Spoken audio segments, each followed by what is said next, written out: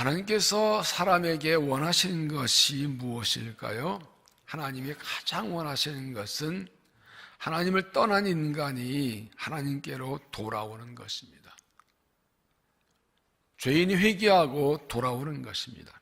이스라엘이 하나님께 불순종하고 우상 숭배하고 불행하고 죄를 지킬 때 하나님께서 선자를 통해 계속 말씀하셨는데 선자들의 선한 말씀의 핵심은 한 가지입니다. 여호와께 돌아오라.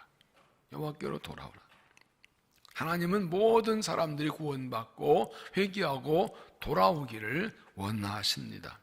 누가복음 15장에 잃은 것의 비유 세 가지가 있죠. 잃은 양의 비유, 잃은 드라크마 비유, 잃은 아들의 비유. 잃은 양 비유에서는 목자가 잃어버린 양을 찾으러 나가 찾아 돌아오고, 잃은 드라크마 비유에서는 여자가 온 집안을 뒤져서 찾아냅니다. 그런데 잃은 아들 탕자 비유에서는 아들이 집을 나갔다가 스스로 돌이켜 돌아오고 아버지는 그 아들 기다리고 있다가 받아줍니다. 잃은 양의 비유나 잃은 드라크마 비유에서는 잃은 것을 찾은 것에 대한 기쁨을 주로 말하고, 그래서 죄인이 돌아올 때 하나님의 기쁨을 말합니다. 그런데 탕자 비유에서는 스스로 아버지 집을 떠났다 아들 스스로 돌이켜 돌아오는 것, 그리고 아버지는 그 아들 기다리고 있다가 받아주는 걸 말합니다. 즉 인간이 스스로 하나님의 사랑을 거부하고 떠났고 실패한 것과 하나님 끝까지 그 죄인을 기다리시는 것과 돌아오면 받아주시는 하나님의 사랑을 보여줍니다. 다시 말하면 탕자비에서는 기다리는 사랑을 말합니다. 하나님께서는 죄인이 회개하고 돌아오기를 기다리고 계시고 돌아오면 얼마든지 받아주시는 분이십니다. 누가복음 15, 17절을 보면 이에 스스로 돌이켜 이르되 내 아버지께는 양식 부족 풍족한 풍부가 얼마나 많은가 나는 여기서 주려 죽는구나. 내가 일어나 아버지께 가서 이르기를 아버지 내가 하늘과 아버지께 죄를 지었사오니 지금부터는 아버지 아들 일컬음을 감당하지 못하게 하고 나를 풍부한 나로 보소하리라 하고 이에 일어나 아버지께 돌아가냐. 여기서 스스로 돌이켜란 말이 핵심입니다.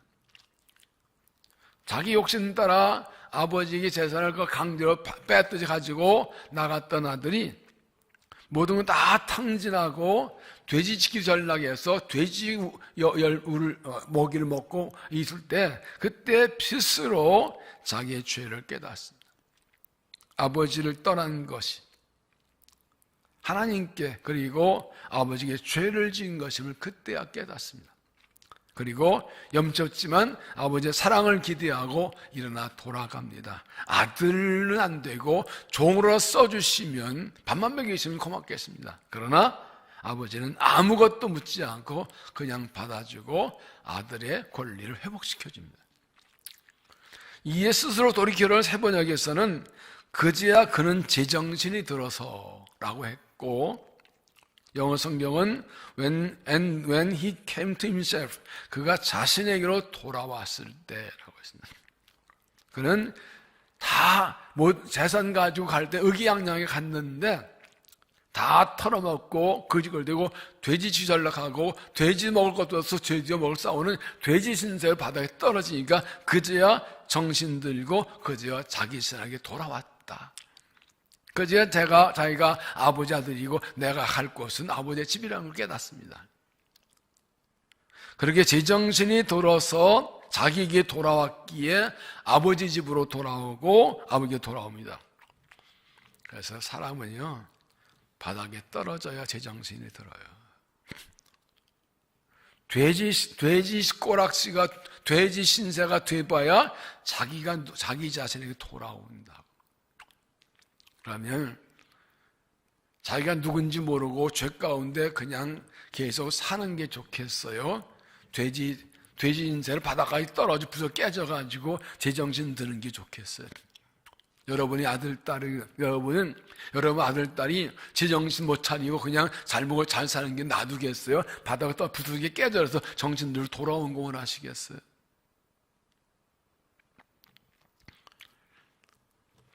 이상근 목사님은 이 부분을 주석하며 이렇게 썼습니다. 지금까지의 생활은 자기를 떠난 미친 생활이었다. 회개는 하나님께 돌아오는 것이고 하나님께 돌아오는 것은 진정한 자신에게로 돌아오는 것이다. 하나님을 떠난 생애는 그 정도의 차이가 있지 모두 일종의 정신 이상에서 사는 것이다. 하나님 떠난 것은 다 미친 짓이다. 잘 먹고 잘 살고 떠나서 하나님 떠난 건 정도죠. 다 미친 놈들이죠. 미친 놈들. 자기 죽을 줄 모르고 계속 달려가고 있으니까. 어느 정신 차려서 돌아와야 사는 거죠. 이 땅에서 높은 권력 가지고 잘 먹고 잘 살고 떵떵거리고 살고 하고 싶은 거 다 하고 살지만 하나님 없이 사는 거 미친 거라고요. 정신 이상이라고요. 그래도 뭐 먹고 살고 뭐 남하지 않게 예수 안 믿고 지옥 떨어지는데 미친 생활이라 미친 짓이라고요. 하나님께로 돌아오는 것 그게 정상이에요. 고난의 때는 그러므로 내가 누구인지 지금 어디에 있는지 내가 있을 건지를 깨달아야 됩니다. 하나님께서 그걸 깨닫게 하시려고 고난도 주십니다. 그래서 가장 좋은 것은 돼지우리까지 떨어지지 않더라도 깨닫는 게 제일 좋죠. 그리고 저 있는 곳에서 돌이켜서 하나님께로 돌아가면 얼마든지 받아주시고 모든 것을 회복시켜 주십니다. 좀 서론을 길게 말씀을 드렸습니다. 오늘 말씀은 베드로가 성령을 받은 후에 행한 설교를 들은 사람들의 반응과 그 결과를 보여주는데 41절에 보면 그 말을 받은 사람들은 세례를 받으며 이날의 신도의 수가 3,000이나 더하다. 베드로가 성령 받고 복음을 전하자 놀라운 변화가 일어납니다. 놀라운 반응, 3,000명 회개하고 돌아옵니다. 그러나 3,000명은 숫자가 중요한 것이 아닙니다. 어떻게 3,000명이 믿게 되는가 그 과정을 봐야 됩니다. 37절 그들이 이 말을 듣고 마음에 찔려 베드로와 다른 사도들에게 물어 이르되 형제들아 우리가 어찌할까 하거늘 사람들은 베드로의 설교 듣고 마음에 찔림을 받습니다. 그리고 어떻게 하면 좋으냐고 어쩔 줄 물어봅니다.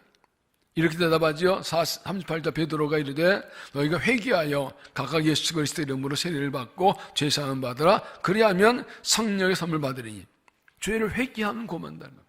그리고 40절에 너희가 이 패역한 시대에서 구원을 받으라.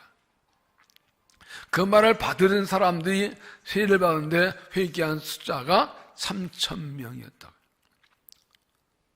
베드로의 한 번 설교에 3,000명이 회개하고 예수 믿는 얼기들하고 부흥을 합니다. 여러분 여기서 중요한 것은 3,000명이 아니라 회개입니다. 몇 명이 회개하는가 중요한 게 아니라 회개했다는 게 중요합니다. 복음을 전파될 때 복음 듣고 회개한 것 3,000명이든 30명이든 그 회개가 중요한 것이죠. 베드로의 설교에 한 설교에 3,000명 믿었다는 게 중요한 것이 아니라 그들이 베드로의 말씀 듣고 회개했다는 게 중요한 것입니다. 3,000명이 예수를 믿은 것은 베드로의 설교의 결과가 아니라 회개의 열매입니다. 베드로의 말씀 선포와 진정한 열매는 그 말씀 들은 사람들이 자기들의 죄를 깨닫고 회개한 것입니다. 그러므로 회개가 부흥의 시작이고 기초입니다. 3,000명 예수를 믿은 수적인 부흥은 회개한 내적 부흥의 결과이죠. 회개가 부흥의 목적이고 회개가 부흥의 열매입니다. 하나님 말씀을 전하는 것은 사람이 죄를 깨닫고 회개하고 돌아가는 것이 목적이고 열매입니다. 하나님 말씀 사람들을 기분 좋게 하는 게 목적이 아니라 죄를 깨닫고 회개하는 것이 목적이고 그게 말씀의 열매이죠. 몇 가지 성경의 첫째로 그러면 회개가 왜 중요한가? 회개가 왜 중요한가?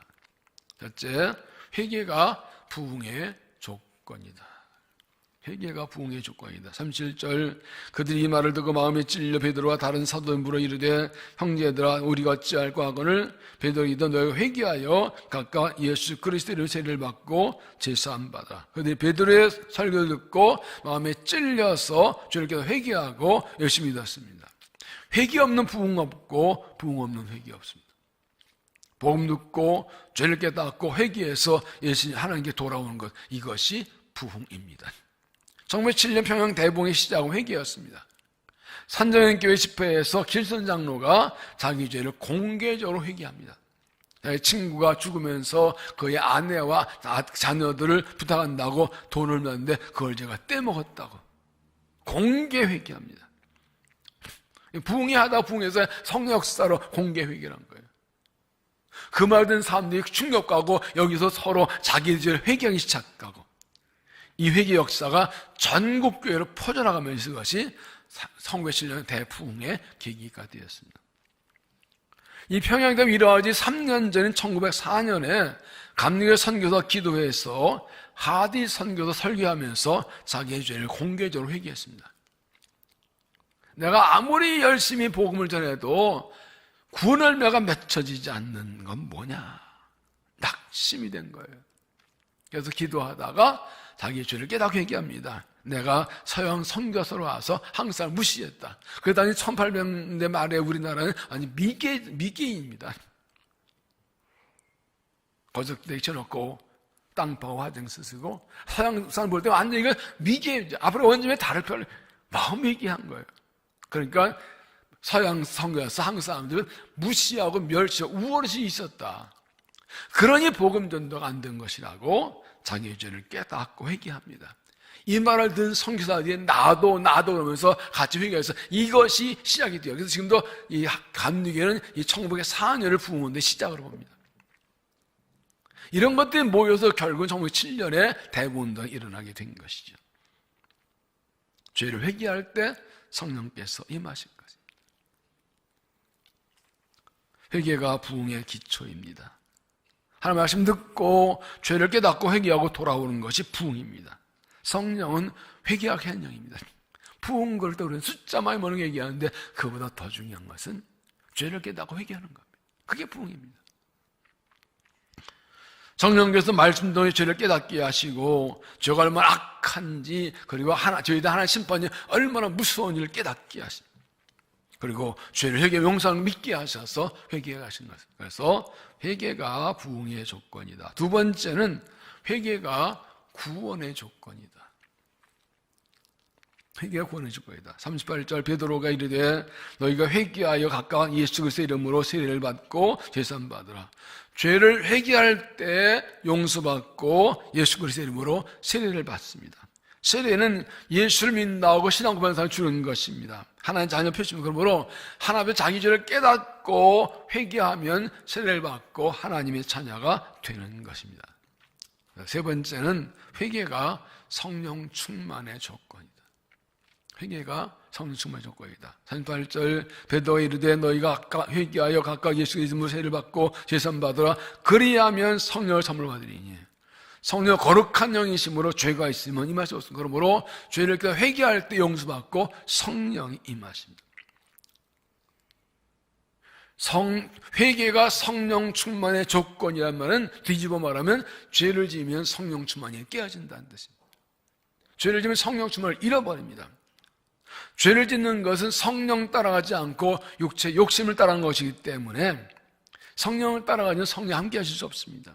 장능과 다르지 않습니다. 그래서 우리가 매일 철저하게 죄를 회개하는 생활을 해야 성령 충만을 유지하고 죄를 회개하지 않으면 성령 충만은 깨져버립니다. 그래서 성령이 내 안에 계시나 성령이 나를 통해 일하실 수 없고 이 능력이 나타나지 않습니다. 그래서 성령 회개가 성령 충만의 조건입니다. 이 오늘 베드로의 설교에는 위로하고 격려하고 소망과 용기 주는 말씀이 없습니다. 너희가 예수를 못 박아 죽였다. 딱 한마디입니다. 하나님 보내신 예수 그리스도 메시아를 너희가 죽였다. 예수 죽인 죄, 메시아 죽인 죄를 철저하게 책망합니다. 그런데 그 설교를 듣자 마음에 찔림받아서 죄를 깨닫고 회개하고 예수 믿고 세례받은 것입니다. 이것이 말씀의 능력입니다. 죄를 깨닫고 하나님께 돌아오는 것이 부흥의 기초고 시작이에요. 구원의 조건, 성령 충만권. 그래서 회개가 중요합니다. 그럼 두 번째 회개가 무엇인가? 구체적으로 좀 봅시다. 회개가 무엇인가? 회개는 메타노이아라고 하는데 마음을 고침이란 뜻입니다. 정확히 말하면 돌아서다, 돌이키다 하는 것입니다. 죄를 깨닫고 죄된 데서 돌이키고 하나님께 돌아오는 것입니다. 탕자비에서 이 작은 아들이 자기 죄를 깨닫고 돌이키고 아버지께 돌아온 것입니다. 돌아오는 것입니다. 회개는 감정의 변화가 아니라 행동의 변화입니다. 삶의 변화입니다. 회개, 그럼 우리는 깨고 눈물 콧물 다 쏟고 이걸 생각하는데 그건 그 회개의 일부분입니다. 그래서 죄를 회개할 때 막 마음이 찔리고 마음이 뜨겁고 눈물 나고 뭐 이런 게 없으면 회개 아니라 생각하면 되는데 그렇지 않습니다. 회개할 때는 감정이고 회개는 그걸 통해서 삶이 변하고 행동이 변하는 겁니다. 오늘 본문의 말씀의 회개는 예수님 못 봐 죽인 사람들이 그 예수님을 구주로 받아들이고 예수님께 돌아온 것입니다. 이렇게 회개해서 죄사함 받고 예수 믿고 세례 받고 성령을 받는 것입니다. 회개해서 죄사함 받는 사람에게 세례를 베풀고 성령 그에게 임하시는 것입니다. 회개는 두 가지가 있어요. 하나는 구원에 이르는 회개입니다. 오늘 말씀의 경우입니다. 죄인이 죄를 깨닫고 회개해서 구원받는 것입니다. 두 번째는 구원받은 후의 회개입니다. 구원받은 사람들이 매일 살면서 짓는 죄를 회개하는 것입니다. 어떤 이단에서 이 두 가지를, 특히 구원파에서 두 가지를 혼용해가지고 사람들을 혼해요. 구원받는 회개가 있고 구원받은 자 회개가 있습니다. 구원받는 성도들이 예수님 살아가다가 잘못했을 때 예수님을 회개해서 죄를 용서받는 것입니다. 여러분 13장에 주님께서 제자들의 발을 씻기실 때 베드로가 너 주님 내 발을 못 씻기십니다. 내가 내 발 안 씻는다고 나와 상관이 없다. 그랬더니 베드로가 온몸 다 씻겼어요. 예수님 말씀하시다. 목욕한 자는 발만 씻으면 된다. 참 좋은 비유입니다. 우리는 예수 믿음으로 십자가 피로 온몸으로 십자가 피로 죄를 용서받아 구원받았습니다. 근데 목욕한 후에도 돌아다보면 발에 먼지가 어디면 집에 들어 발 씻는 것처럼 매일 발 씻듯이 매일 지은 죄를 회개해야 됩니다. 오늘 말씀의 회개는 구원 회개입니다. 하나님께 자기의 모든 죄를 고백하고 회개하고 용서받는 것입니다. 이렇게 자기 죄를 회개하지 않는 사람은 지옥에 떨어집니다. 교회 다닌다고 다 믿는 거 아니에요. 30년 교회를 댕겨도 예수님 앞에 자기를 깨닫고 회개한 것이 없고 저는 용서 약신이 없으면 이 사람은 그냥 교회 다니기 천국 백성이 아니에요. 그런데 가끔 있어요. 그래서 흔들어 봐야 한다고요. 한 번 회개하고 구원받은 사람들은 다시 쪽이 떨어지지 않습니다. 다만 잘못 하나님께 야단받고 징계받고 훈련하고 연단받지요. 우리 거룩하게 하나님께서 훈련하고 연단하시기도 하는 것이죠. 하나님의 자녀된 후에도 날마다 회개 용서받고 풍성하게 사랑 안에 살고 성령 충만 안에 살아가는 믿음이 되시기를 바랍니다. 어떻게, 세 번째로 어떻게 회개할까? 이제부터가 중요합니다. 어떻게 회개할까? 첫째, 하나님의 말씀을 들으라. 하나님의 말씀을 들으라. 37절, 그들이 이 말을 듣고 마음에 찔려 베드로가 다른 형상들 물어 이르되 형제들 어찌냐 우리가 어찌할까는 베드로 성령 충만해서 말씀을 선할 때 말씀을 듣고 마음에 찔림 받았어요. 사람이 스스로 알아서 회개하지 않습니다. 말씀을 들어야 됩니다. 하나님 말씀으로 죄를 지적하고 책망하고 깨닫게 하시는 것입니다. 베드로가 전한 말씀이 그들의 죄를 지적하고 드러내고 끄집어냈습니다. 만약 그들이 베드로의 설교 듣지 않았다면 죄를 못 깨달을 것입니다. 하나님께서 우리를 회개하게 하시려고 말씀을 깨닫게 하십니다. 찔리는 거예요. 많은 사람들이 말씀을 돌려요. 설교를 때 찔리면 아이고 이거 우리 시어머니 들어야 되는데 우리 며느리가 이 말 들어야 되는데 김 집사가 박 권사님 말씀 들어야 되는데 아니요 내가 들으라 하신 말씀입니다. 뭐 배구 선수도 아니 농구 선수는 자꾸 말씀 자꾸 패스해요 앞으로 농구 선수 아니면서 아니요 나 들으라 하신 말씀이에요. 그러므로 우리가 죄를 깨닫고 죄를 회개 용서받으면 말씀을 들어야 됩니다.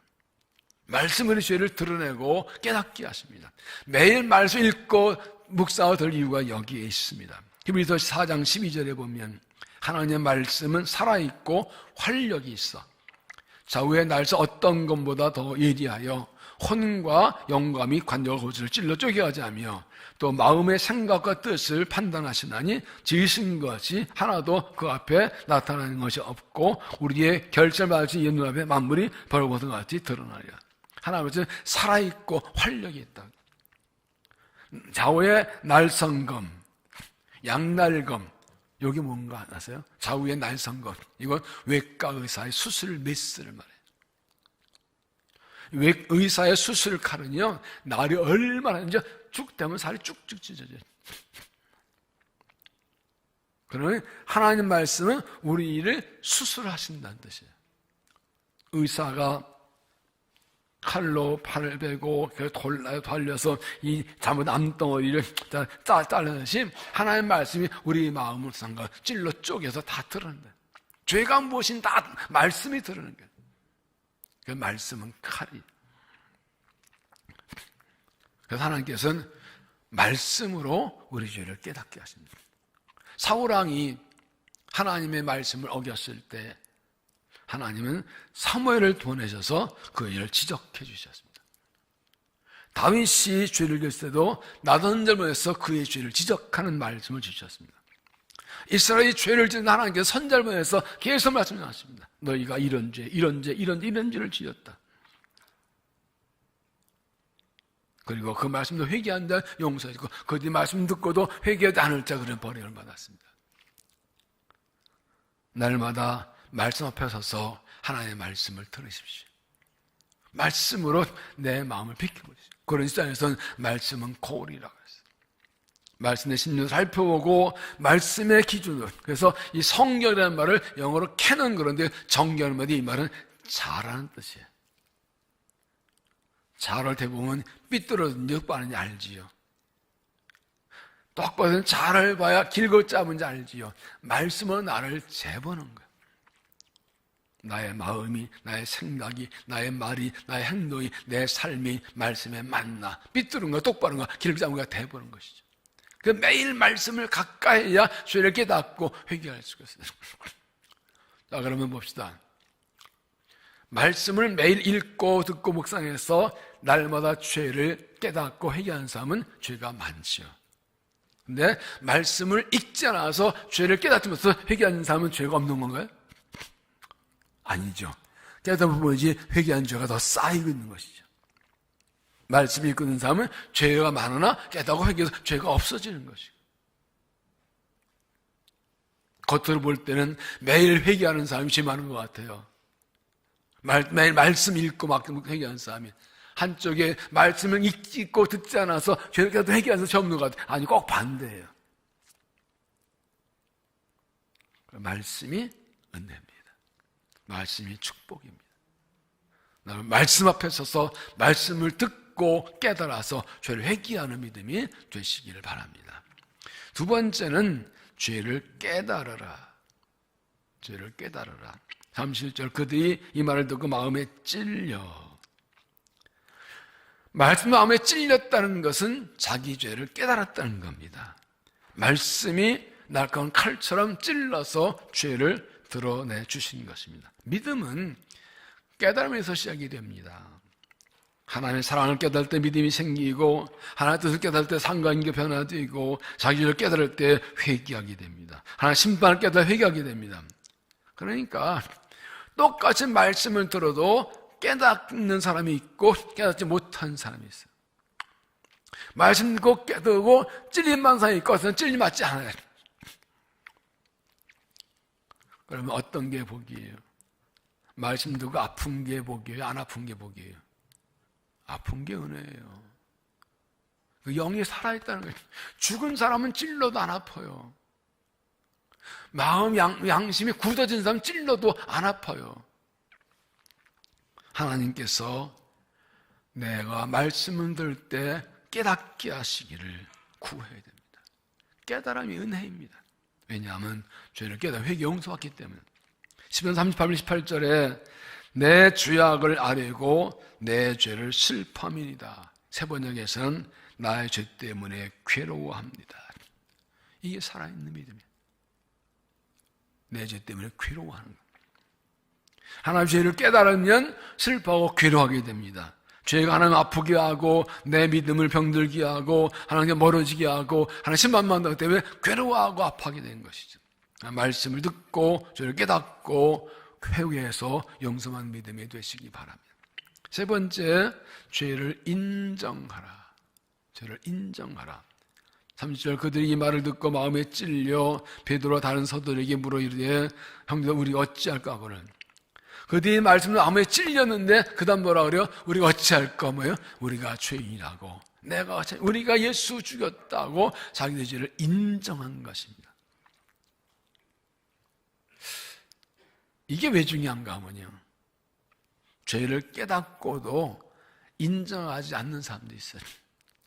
말씀 들었어요, 찔림 받았어요, 깨달았어요. 그런데 내가 죄인인 것을, 그게 내 죄라는 것을 인정하지 않는 사람들이 있어요. 왜? 그거 뭐 때문일까요? 자존심 때문에.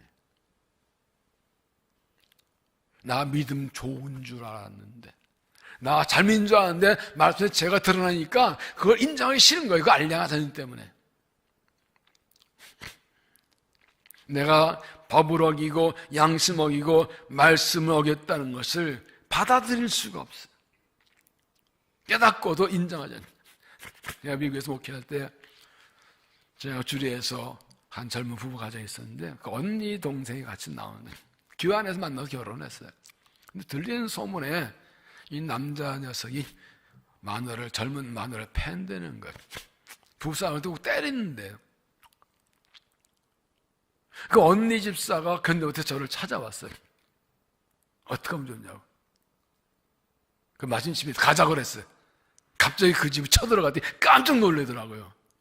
그 남자에서 뭐라는 줄 알아요? 이런 모습 안 보여드리려고 했는데 뭐 안 보여드려 들킨 게 다행이지. 망보라 그랬어요. 내 줄이 좋고 그러니까 그걸 고치더라고요. 주일 나와서 아이고 목사님 하는데 집에 가서는 마누라 패고 있어요. 이중생활 아니에요, 이중생활. 이 친구만 그럴까요? 말씀 들어요. 죄를 깨달아. 근데 회개하잖아요. 왜요? 내가 이런 죄진 걸 숨기고 싶고 인정하고 싶지 않은 거예요. 우리 하나님 아버지 앞에서는 그 자존심도 내려놔야 돼. 아버지인데 뭘. 아버지인데 야단 맞고 용서받으면 되는 건데. 뒤에 7장 보면 스데반이 공회 앞에서 말씀을 전합니다. 예수 죽였다고. 똑같이 찔림 받습니다. 그런데 반응은 다릅니다. 7장 54절 그들이 이 말을 듣고 마음에 찔려 그를 향하여 이를 갈거늘. 오늘 읽은 말씀에서는 이 사람들은 이 베드로의 설교에 마음에 찔려 우리 어떻게 하면 좋으냐고 하는데 이 스데반의 말을 듣는 사람들은 마음에 찔려서 저 새끼가 우리를 욕해서 이를 박박 갈아요. 반응이 이렇게 달라요. 어떻게 나요? 그들이 큰 소리를 지르며 귀를 막고 일제에 달려들어 성방 내치고 돌로 칠세. 계속 그러니까 끌어내가지고 돌로 쳐 죽였어요. 뭔 차일까요? 오늘 본문에 나오는 사람들은 6월절에 올라와 6월절 지키고 오순절까지 지키려고 기다렸던 경건한 유대인들이에요. 그들은 말씀 듣고 회개해요. 지금 스데반을 든 사람들은 예수님을 사형방해를 사내들의 공의원들이에요. 그 예수를 죽인 그 당사자들이에요. 자기들 지적했다고 최고 권력자들이 죽여버려요. 또 진리받았는데 참 재밌죠? 경건한 유대인들은 자기들 죽인 거 아닌데도 너희가 죽였다 그러니까 회개하는데 정작 예수 사형 판결되는 그 사람들은 아니라고 그러고 그 스데반을 죽여버려요. 얼마나 완악해요.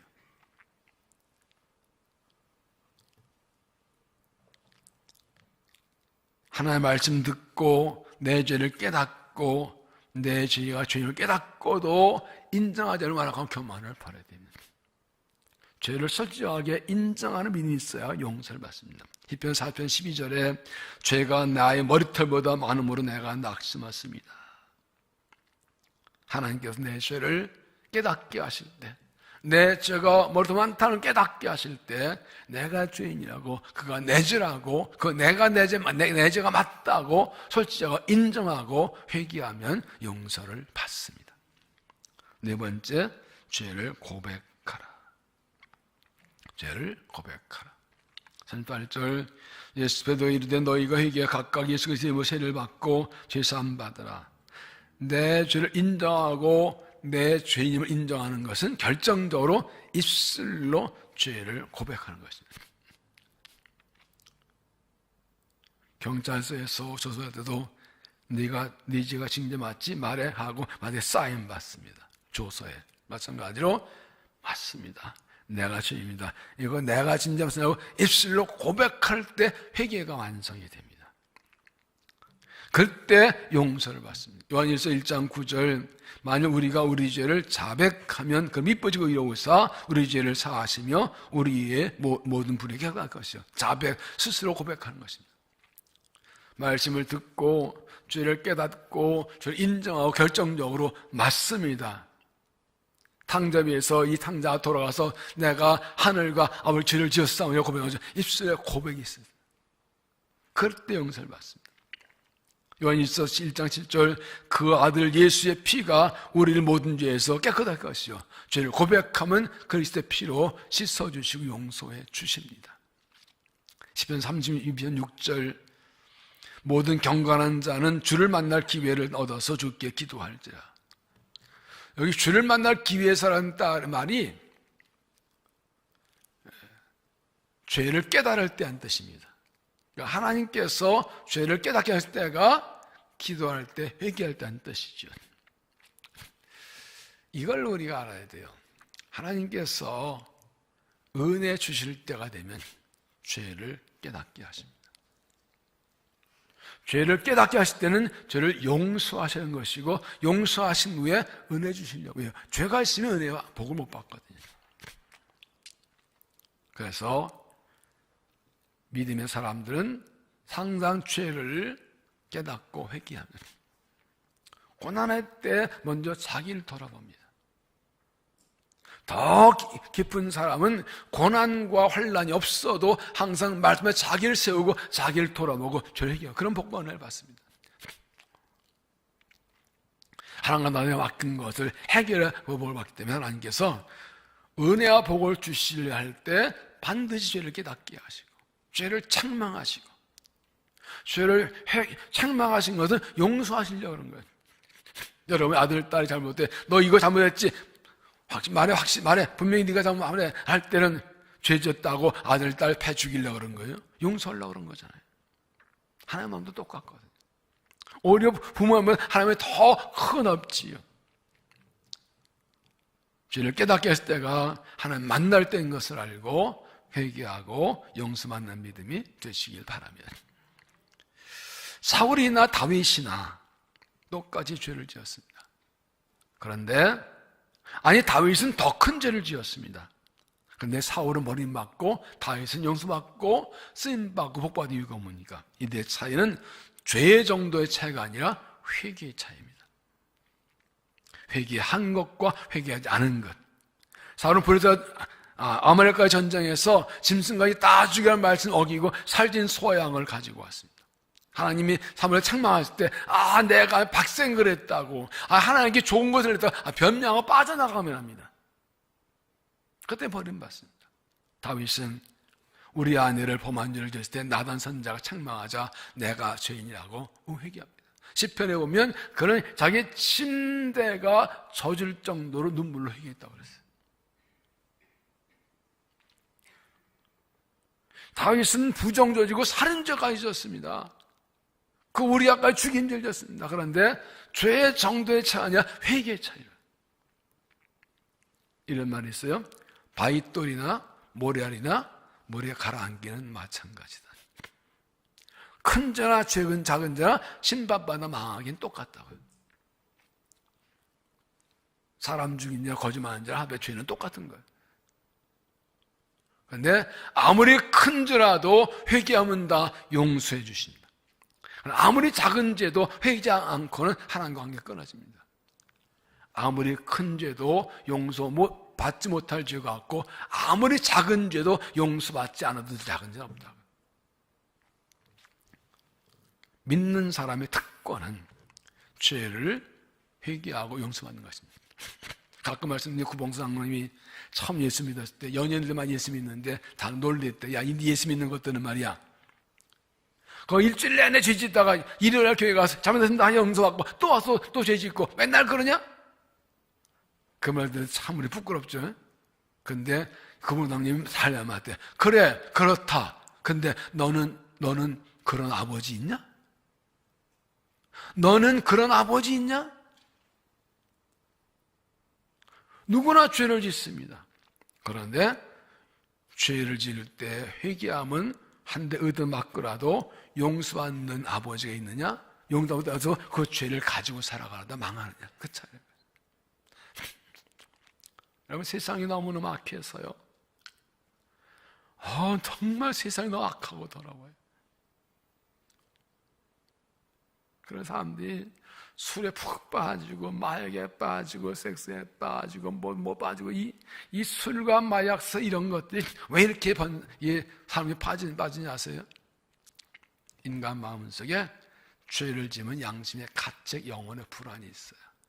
하나님 예수 만나 회개했었는데 이게 해결 안 되니까 그거 잊어버리고 자꾸 딴짓하는 거예요. 중독에 빠지니까 죄의 문제 해결 안 돼서 그런 거예요. 우리에게는 죄를 지어도 회개하면 용서받은 사죄 특권이 있습니다. 기도의 특권을 주셨습니다. 십자가를 용서받습니다. 이 얼마나 큰 특권인데, 회개가 얼마나 큰 축복인데, 용서받으면 또 다시는 같은 짓이 안 되려고 애쓰면 술 탈막하는 거야. 죄를 깨닫게 하는 것이 복된 믿음인 것을 알고 죄를 깨닫고 회개해서 용서받는 믿음이 되시길 바랍니다. 이처럼 초대교회 시작과 부흥은 말씀 듣고 죄를 깨닫고 가슴 좀 회개로 시작되었습니다. 교회에서 모두가 내 잘못이라고 내 책임을 회개할 때, 그런 교회, 그런 성도 될 때 능력과 성령이 나타납니다. 교회에 서로 너 때문에 당신 바이로 결코 아무 성역사는 안 합니다. 내 잘못이요, 내 죄라고, 내가 죄인이라고, 나 때문이라고, 내가 잘못한 거라고. 그렇게 하며 회개할 때 하나님 은혜 주시고 부흥의 역사가, 성역사 일어나는 것입니다. 하나님 말씀 듣고 내 죄라고 어떻게 하면 좋으냐 가슴 회개할 때 하나님이 은혜 주시고, 그렇게 해서 그게 영적 부흥이 되는 것입니다. 매트윌 목사는 이렇게 말했습니다. 회개는 파손한 후에 붙잡는 널빤지와 같다. 배를 타다가 배가 파손됐어요. 바다에 빠졌는데 널빤지 하나 잡고자만 빠지고 사는 거예요. 회개는 생명을 살리는 것이라는 뜻이죠. 19세 신학자의 부흥산 조나데이도 목사가 하나님의 진노선에 떨어진 죄인이라는 제목으로 설교할 때 사람들이 놀라 떼굴떼굴 굴면서 그만 설교하라. 제가 그 책을 조금만 읽다가 내려왔는데 얼마 하나님의 진노에서 얼마나 신랄하게 막 정신 몸 떨 정도로 막 하나님의 신노와 심판에 대해서 설교하는, 떼굴떼굴 제가 그만 좀 설교하라 떼굴떼굴 굴렀다 그래. 그리고 그 회개를 통해서 부흥의 역사가 일어났지요. 시대마다 교회가 부흥할 때는 말씀을 강력하게 선포하고 그 말씀 듣고 죄를 깨닫고 회개하고 돌아온 역사들이 있었습니다. 평양대부 일어나기 10년 전인 1990년 캐나다성 말콤 페닉 선교사가 황해도 소래에서 부흥에 인도합니다. 300명의 성도하면서 열심히 찬송 기도하는데 뭔가 빠진 것 같아. 그래서 선교사가 성도 한 불러가지고 지금 하나님께서 우리 모임과 전혀 역사하지 않는 것 같습니다. 저는 성도 어디 감격하는 것 같지 보이지 않습니다. 그런 이유는 한 가지밖에 없습니다. 서로 미워하는 성도 두 사람만 있어도 하나님의 역사는 중단됩니다. 자, 성도에 누가 서로 미워했는지 말씀해 주세요. 성도 말이 끝나자 그 성도 탁탁 엎드리면서 자기가 어떤 사람과 서로 미워하고 병한 게이라고 하면서 설명합니다. 성교사는 하나님 용서를 구하고 그 사람에 가서 용서를 구하라고, 사과하라고. 그는 즉시 그 사람 찾아가서 내가 잘못했다고, 내가 잘못이라고 그렇게 용서를 구하고 둘이 화해했고, 그 다음 주일 교회 전체 교인 앞에서 우리 사이 이렇게 서로 미워했다고, 화해했다고 고백했어요. 순식간에 모든 성도가 회개하는 역사가 일어났다고 합니다. 두 사람만 서로 미워한 선 있어도 하나님은 역사하지 않는다고 그래요. 1940년 영국 웨일즈 지방에 이러한 대부흥도 비슷합니다. 한 작은 교회에서 어떤 부인이 주기도문으로 기도를 하는데 도저히 기도를 마칠 수가 없어요. 우리가 우리에게 죄진절을 사하신 것 같이 라는 대목에서 기도가 더 이상 나갈 수가 없어요. 왜냐하면 내가 저 사람 용서하지 않고 있는데 내 용서하는 기도를 못하고 여기서 기도가 멈추는, 걸리는 거예요. 결국 기도를 쭉 멈추고 그 사람 찾아가서 그 화해하고 내 잘못이라고 하고 서로 화해한 후에 돌아가시 그 주기도문을 우리가 우리에게 죄인자성과 같이 우리 죄를 사하시고 기도를 계속할 수 있었다. 내가 다른 사람 용서하면 내 죄 용서 못 받는데 저 사람 용서해 나도 용서를 받는 거니까 주기도문을 계속할 수 없어서 주기도문을 하려고 가서 화해하고 돌아왔다는 거죠. 이 일로 인해서 두 사람 가운데 성령이 강력 역사하셔서 그 일로 인해 교회에 큰 부흥이 일어났다고 합니다. 회개 없이 구원 없습니다. 회개 없이 용서 없습니다. 회개 없이 성령 충만 없습니다. 회개 없이 부흥 없습니다. 회개가 부흥의 시작과 기초입니다. 내 굳어진 마음, 다친 마음을 인정하고 회개의 은혜를 구하십시오. 내 죄를 깨닫게 하시길 구하고 죄를 깨닫게 할 때 인정하고 고백하고 용서를 받으십시오. 그래서 우리 가운데 정력사 부흥이 일어나고 다시 하나님이 기뻐하신 교회로 서게 되기를 바랍니다. 회개하면 성령 받고 회개하면 부흥을 경험하고 나의 회개결단으로 하나님 교회를 세우고 주의 나라를 세우는 회개의 부흥의 주역이 되는 성도들 되시기를 주 이름으로 축원합니다. 기도하겠습니다.